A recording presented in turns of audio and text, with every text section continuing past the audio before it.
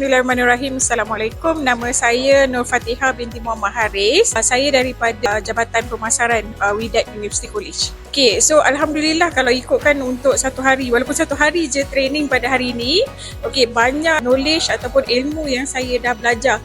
Betul, dah kerja dah lama, tetapi banyak kata apa, knowledge enhancement ataupun pengetahuan-pengetahuan yang baru yang saya belajar pada hari ini. Antaranya ialah berkenaan dengan macam mana untuk kita memastikan apa tu, kita menetapkan takrifan untuk sukses. Sukses tu sendiri pun apa.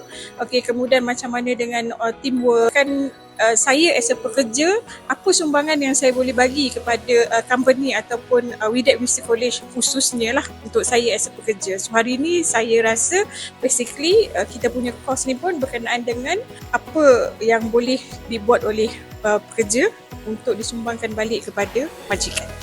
Okey, dalam banyak-banyak aktiviti yang kita buat tadi, yang paling mencabar dan paling fun untuk saya ada dua sebenarnya. Yang paling suka tak boleh cakap kat sini ialah satu, apabila yang kena buat garu, kepala garu, kelapa parut, kepala garu, sebab benda tu menguji kecekapan untuk nak memorizekan wording itself and then action yang kita nak buat, synchronize kena dua-dua.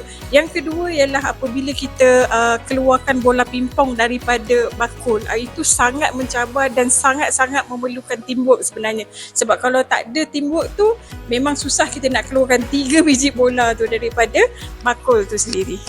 Okay, so mana-mana yang nak datang untuk training, especially untuk kita highlight kepada teamwork sebenarnya, untuk kita duduk dalam satu organisasi.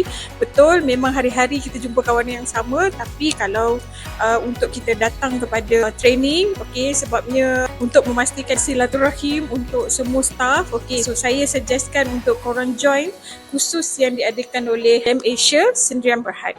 Okay, so korang jangan lupa register untuk join khusus GASB. Okay.